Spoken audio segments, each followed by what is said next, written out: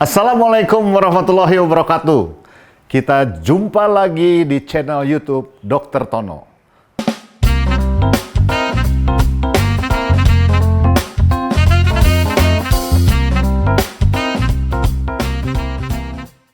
Hari ini spesial, siang ini spesial. Saya akan memberikan breaking news. Tentu untuk Anda semua, wanita-wanita hamil. Ini penting sekali, untuk suami pun penting. Apa topiknya itu? Yang sekarang sedang betul-betul ditunggu oleh ibu-ibu. Topik yang sedang hot. Dan banyak sekali pertanyaan kepada saya di Instagram melalui direct message. Dok, apakah saya hamil? Boleh divaksin atau tidak? Jadi pada hari ini kita akan membahas keamanan vaksin pada ibu hamil dan menyusui. Saya harus berterima kasih pada organisasi saya, organisasi POGI, bahwa telah memberikan rekomendasi kepada para dokter dan tenaga kesehatan untuk vaksinasi ibu hamil. Ini kabar gembira. Terima kasih. Mereka sudah bekerja keras mengumpulkan bukti-bukti yang terpercaya dan aman, ya, aman. Jadi ibu hamil sekarang tidak usah takut. Ini ibu hamil, ini teman saya ibu hamil. Anda bisa dilakukan vaksinasi. Kapan, bagaimana, cara kerjanya, ikuti terus di channel ini. Tapi jangan lupa, untuk dapat notifikasi breaking news selanjutnya, Anda harus subscribe, kemudian tekan lonceng agar dapat notifikasi berita-berita hangat seputar kesehatan ibu hamil dan reproduksi. Oke, kita mulai. Ini gambar teman saya, seorang dokter, ya. Dia melakukan program bayi tabung di klinik kita. Kebetulan kembar, ya. Jadi sudah 4 atau 5 tahun penantian, ya. Beliau di luar kota, kemudian sangat khawatir karena dua-duanya tenaga kesehatan, ya. Sangat khawatir tertular. Oleh karena itu dia telepon saya, dokter saya boleh divaksin? Boleh, minggu lalu, ya. Boleh Anda divaksin. Dia langsung kebetulan di tempat layanannya di puskesmas dilakukan vaksinasi yang pertama. Ya, mungkin kehamilannya pada waktu itu 28-29 minggu. Dia lebih tenang karena sudah mendapatkan vaksin pertama. Apa keuntungan dan kerugian? Tentu kerugiannya hampir tidak ada. Jadi bodoh sekali kalau orang baik hamil maupun tidak hamil, apalagi tidak hamil, tidak mau divaksin. Ya, vaksin itu sangat menolong terhadap penyakit-penyakit menular. Anda tahu, kita Bio Farma itu sebelah kantor saya itu, sebelah RSAS, adalah produksi vaksin yang sudah terpercaya puluhan tahun. Saya pernah lihat pabriknya, dan Bio Farma sudah mengekspor sampai ke 140 negara. Vaksin Bio Farma itu diekspor. Anda boleh lihat di Google, ya. Begitu hebatnya Bio Farma. Oleh karena itu, kenapa ibu hamil harus divaksin? Karena vaksin aman. Kita sudah melakukan vaksin tetanus, ya. Vaksin COVID itu yang ada sekarang di Indonesia, salah satunya, banyak ya, adalah vaksin yang diinaktifkan. Artinya sudah dilemahkan dan tidak akan bereplikasi, sama dengan vaksin tetanus. Jadi vaksin COVID hampir sama dengan vaksin tetanus, aman untuk ibu hamil dan menyusui. Mari kita lihat pembahasannya.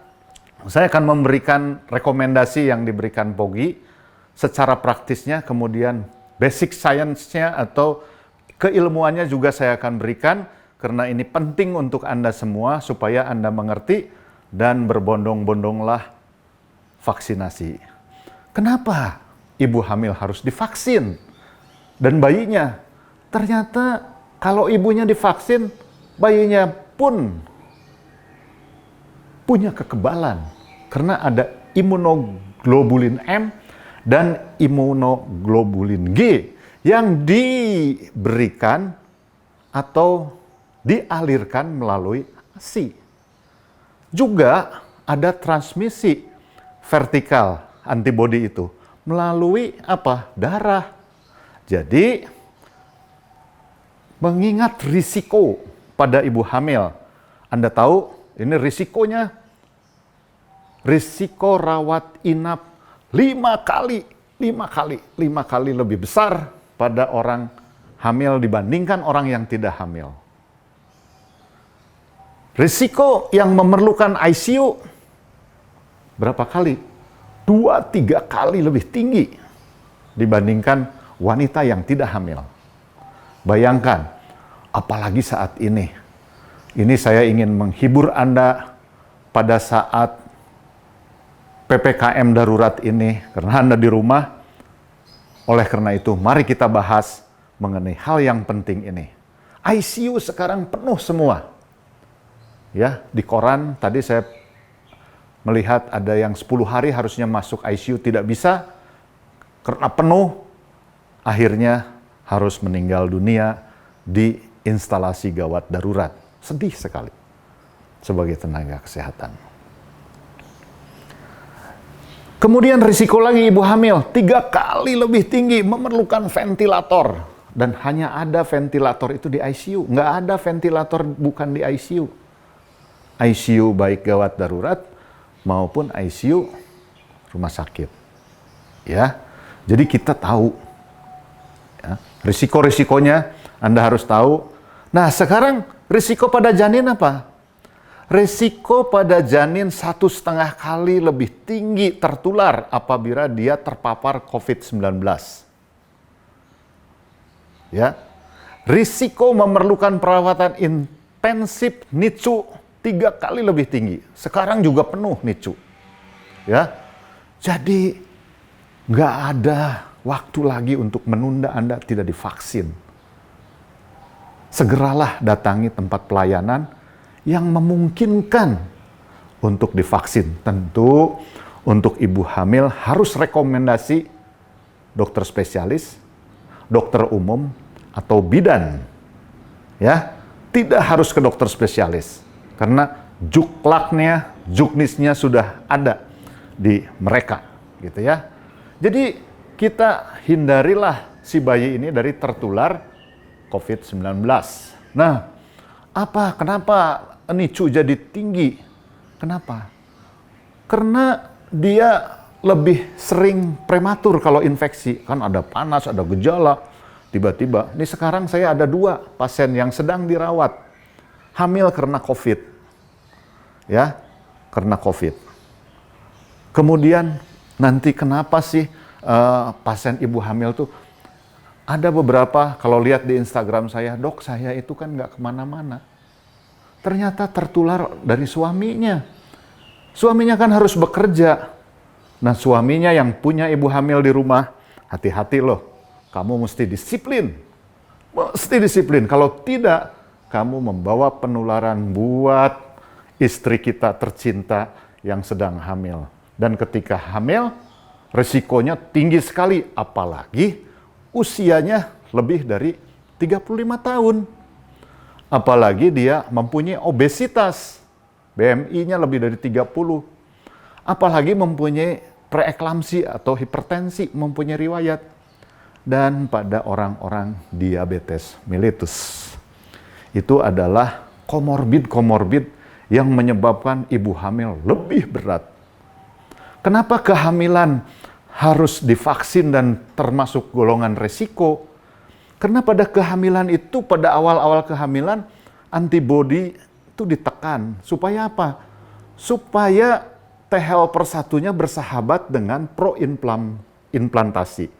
Jadi supaya janin itu ditolak. Kemarin kan sudah saya keterangkan, janin itu mengandung materi genetik bapak dan ibu, sehingga bisa saja ditolak. Ya, oke, kita lanjutkan. Nah, keuntungan vaksin pada masa kehamilan di ibu dan janin. 1.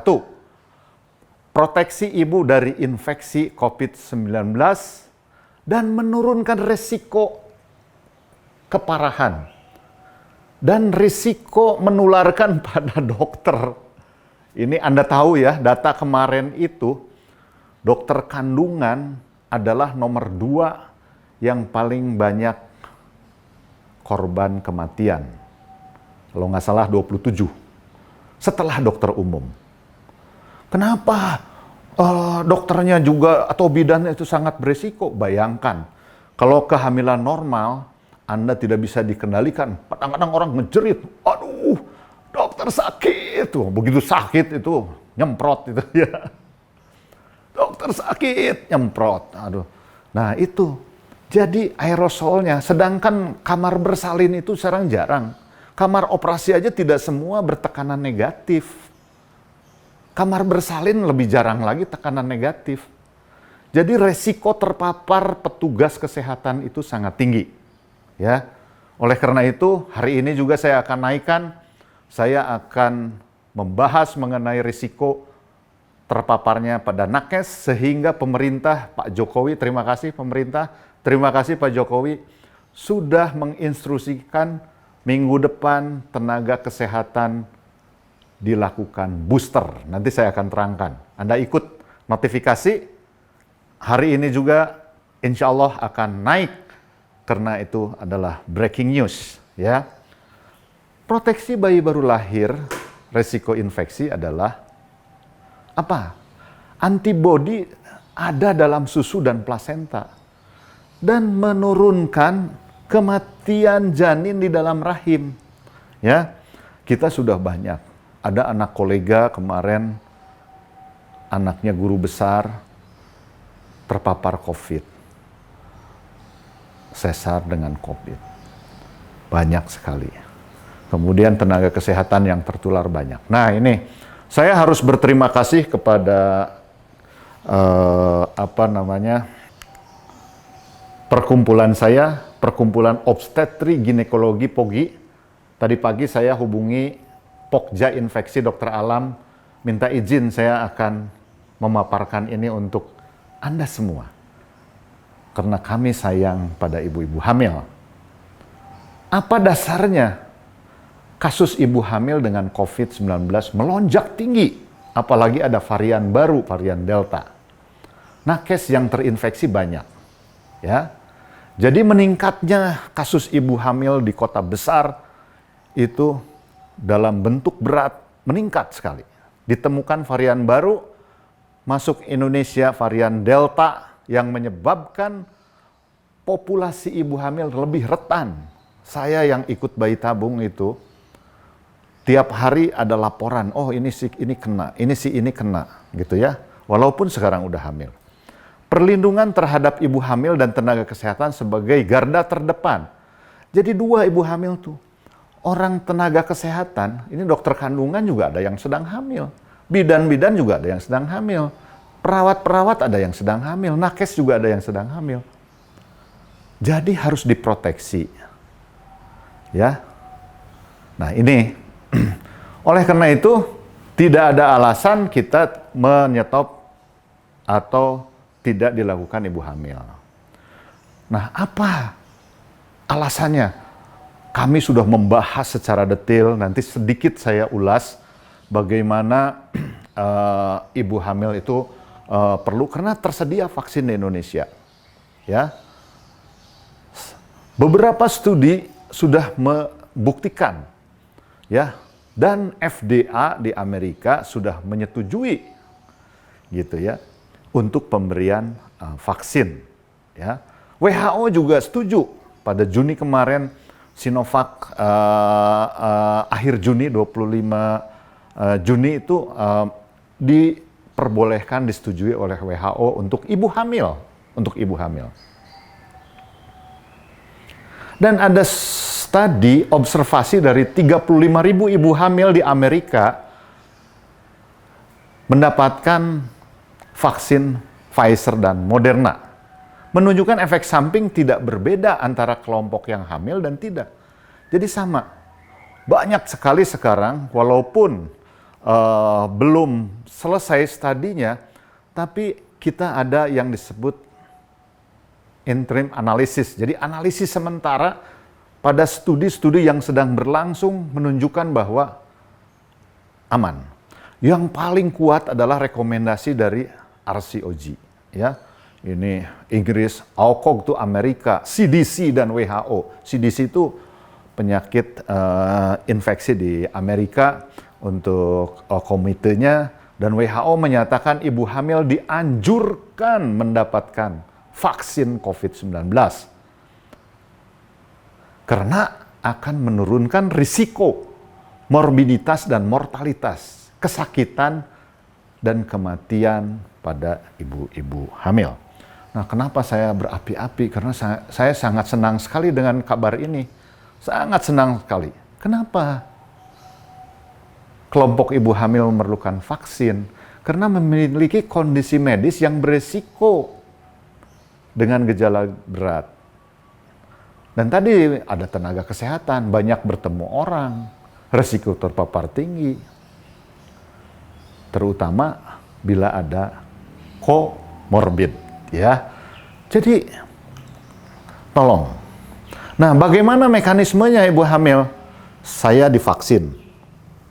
Ya, nanti saya akan ceritakan antibodi saya berapa pada breaking news yang kedua untuk tenaga kesehatan.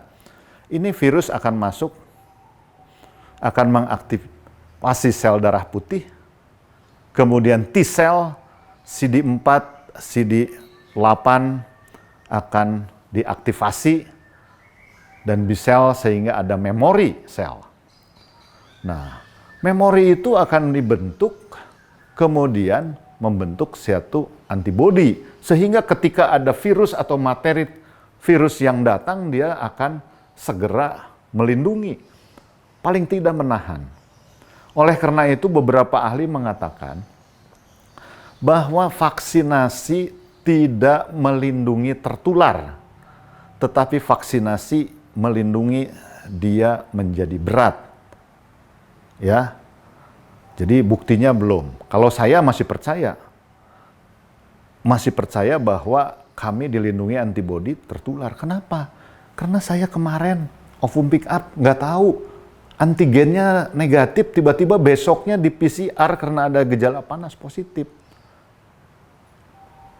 Sampai bilang, dokter, maaf saya bukan apa-apa, saya ternyata positif. Aduh, saya bilang tuh, kita swab lagi. Kemarinnya juga demikian. Dari mana? Kebanyakan itu tertular dari suami. Karena ibunya diam.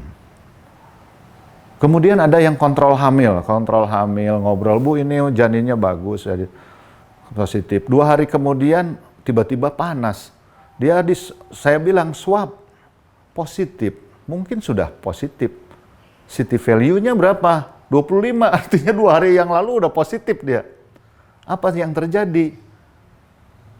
Suster saya 2 kena positif. Cuti 2 minggu. Berikan antivirus. Disuruh isoman. Kemudian kita pantau. Berikan vitamin. Berikan vitamin D. Berikan obat-obatan. Sekarang udah mulai masuk lagi. Tapi mau sampai kapan ini terus terjadi? Pemerintah kita sangat baik. Satu orang yang masuk ICU itu kalau dihitung uangnya itu 100-200 juta. Ratusan juta itu kalau masuk ICU. Kalau orang positif aja puluhan juta kalau dirawat itu. Bayangkan, hampir semua ditanggung pemerintah. Oleh karena ini, kalau kita nggak bantu pemerintah dengan minimal mencegah penularan, kita sama dengan membunuh negara kita sendiri. Bahkan saya punya ide, bagaimana kalau kita berbagi, saya mampu, saya bisa membantu. Ya, kita urunan lah penduduk yang mampu ini untuk negara. gitu ya. Bukan kita mau minta dari negara. Nah, ini untuk para politisi, saya sangat kecewa dengan Anda yang mempolitisasi pandemi ini. Dosa Anda. Ya, dosa Anda kalau menggunakan politik pada saat pandemi ini. Pemerintah sudah bekerja keras.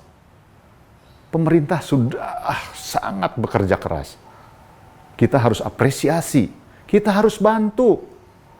Bukan malah menyebarkan hoax. Dan ini adalah salah satu cara saya untuk menangkal hoax dengan memberikan informasi yang bisa dipertanggungjawabkan. Saya secara keilmuan bertanggung jawab apa yang saya sampaikan. Walaupun saya bukan ahli vaksin atau ini. Tapi saya berkewajiban memberitahukan kepada ibu-ibu hamil dan mengajaknya supaya Anda aman, kita aman. Nah, ini beberapa studi yang saya akan sekilas saja. Pada cohort study yang dilakukan dengan menyertakan ibu hamil, ternyata antibodi SARS-CoV-2 ini ada di plasma darah, ada di plasenta, di air susu. Jadi aman, kalau Anda diberi vaksin, bayinya pun aman. Bayinya pun aman. Ya, tertular. Karena ditularkan melalui plasenta, dialirkan melalui plasenta antibodinya, dan juga air susu ibu. Ya, oke? Setuju? Nah, bagaimana transmisi? Orang mulai bertanya, ini dari mulai setahun yang lalu. Hati-hati loh, ditemukan pada bayi. Jangan-jangan ada transmisi vertikal. Ini transmisi vertikal tanda tanya. Jangan-jangan kalau ibunya kena COVID, anaknya juga kena COVID. Ya.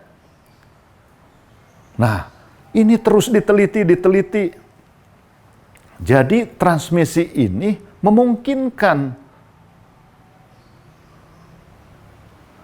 pada wanita hamil yang terinfeksi SARS-CoV-2, COVID. Jadi ada bayi baru lahir, belum kontak, ternyata udah positif. Oh, berarti ibunya positif COVID, anaknya juga tertular positif. Walaupun kayak seperti TBC ya, itu ditularkan melalui percikan. Jadi ketika lahir, ibunya mengeluarkan kuman TBC. Ya, oke, karena TBC itu lama gitu ya. Kalau virus kan nggak mungkin lama ini, antara kita selamat atau meninggal atau dengan komplikasi, gitu ya. Nah, ini jurnal yang paling saya sukai, salah satunya ya, selain Nature, New England Journal mengatakan pada ini juga hasil sementara preliminary study dari mRNA COVID-19 adalah aman untuk wanita hamil. Jadi vaksin COVID-19 tidak mengandung bahan-bahan yang berbahaya pada wanita hamil dan janin. Itu Anda boleh lihat ya, baru 17 Juni diterbitkan ya, 2021. Jadi sebulan yang lalu lah ya, masih kurang sebulan. Ini ada di New England Journal. Kemudian efek samping.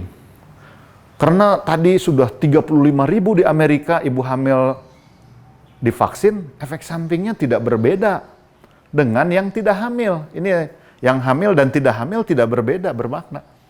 Ya, jadi yang biru tua itu yang hamil, yang biru muda itu yang tidak hamil. Tidak berbeda, mulai dari nyeri, kelelahan, sakit kepala, mialgia, ya. Ini pada pasien 2 ya, Pfizer dengan Biotech dan satu lagi Moderna, ya, dosis 1. Tidak ada beda. Nah, ini yang terakhir, teman-teman, sering ditanyakan, kapan saya boleh divaksin? Menurut rekomendasi POGI, vaksin 12-33 minggu. Itu yang paling efektif. Lalu ada yang bertanya, ketika saya kemarin vaksin, saya minggu ini tes positif, apakah bahaya? Tidak. Boleh dilanjutkan, tidak ada masalah. Oh, karena saya vaksinnya ada sebelum 12 minggu, 9 minggu, saya mau divaksin, boleh? Boleh, gitu ya. Saya sudah lihat literaturnya, walaupun secara amannya 12-33 minggu. Sebaiknya vaksin itu sebelum trimester 3. Jadi sebelum 33 minggu. Karena itu akan memberikan perlindungan yang lebih. Dan yang sering juga ini, ya, suami divaksinasi karena dengan morbiditas tinggi menjadi carrier untuk COVID-19 di rumahnya.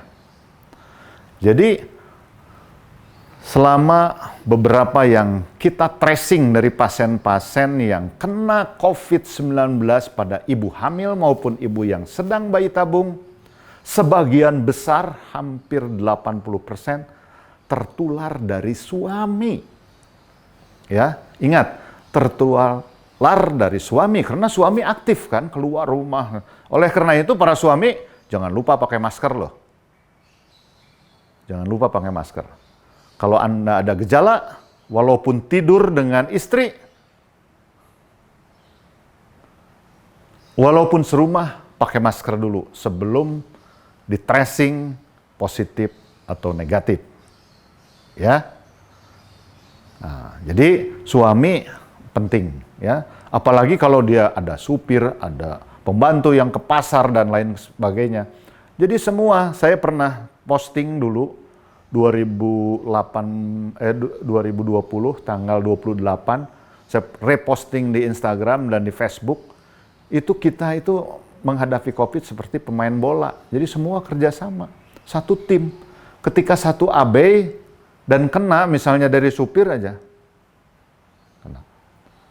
Bahkan, coba bayangkan, ada guru saya, sahabat saya, ahli anestesi, ilmuwan terkemuka di Indonesia, meninggal, kenapa? Karena terpapar dari babysitternya yang baru pulang mudik. Mengasuh cucunya, terpaparlah neneknya. Meninggal dunia. Ya. Jadi ini rekomendasi POGI itu, pemberian vaksin pada ibu hamil dilakukan di Indonesia menggunakan boleh, mau Pfizer boleh, Moderna boleh, AstraZeneca boleh, Sinovac, Sinopharm boleh. Ya. Dengan konseling tentunya, nanti di konseling. Vaksin 19 pada ibu hamil dilakukan pada kelompok yang risiko di atas 35, komorbid. Ya. Konseling lagi, dianjurkan dimulai kehamilan 12 minggu dan 33 minggu. Tadi saya sudah katakan, ya. Hanya dilakukan dengan pengawasan dokter dan bidan. Dan nanti dipantau. Saya kira demikianlah, Ibu. Ini kata akhir saya sebelum saya tutup. Jadi banyak saya ketakutan. Jadi orang yang bisa beradaptasilah yang akan selamat. Ternyata pandemi ini adalah seleksi alam. Takut. Ini kata-kata saya nakes. Saya takut COVID. Takut. Tapi saya harus bertugas dan bantulah saya. Bagaimana Anda membantu saya? Anda disiplin pakai masker, menjaga kerumunan, cuci tangan, dan lain sebagainya. Bantu petugas kesehatan, bantu diri sendiri, bantu keluarga, dan bantu negara. Sekarang waktunya bela negara ini. Ya, lihat ABRI, polisi sudah bahu-membahu. Masa kita diam saja? Mari kita bantu saudara-saudara kita yang terdampak, apapun bentuknya. Apapun bentuknya, mari kita bantu. Mari kita merenungkan diri. apa yang sudah saya bantu, apa yang sudah saya berikan pada negara, pada masyarakat dalam pandemi ini, jangan dipolitisasi. Saya melihat ada politisasi yang menggunakan menari di atas pandemi ini. Saya benci itu. Saya benci itu. Justru kita harus bergandengan tangan. Yang mampu, yang kurang mampu kita bantu. Yang mempunyai ilmu kita bantu. Karena negara sekarang sudah berat sekali. Kemarin Pak Gubernur kita, anggaran dipotong 50% dari semua. Seharusnya bangun jalan, bangun jembatan, dipotong hanya untuk COVID. Banyak yang PHK. Sekarang banyak perusahaan yang di stop. Tentu pengusaha juga kolaps ada. Oleh karena itu, mari kita bekerja sama. Mari kita bergandengan. Semoga Indonesia bisa melalui ujian yang cukup berat ini. Anda tentu kita harus saleh akal, saleh sosial, bukan hanya saleh ritual. Kalau saleh ritual, itu hubungan kita dengan Tuhan, dan itu wajib kita lakukan. Tapi saleh sosial dan saleh akal, agar kita pinter, hati-hati menyaring hoax yang ada banyak sekarang ini. Terima kasih. Wassalamualaikum warahmatullahi wabarakatuh. Sampai jumpa di channel YouTube Dr. Tono dengan topik headline news yang lain.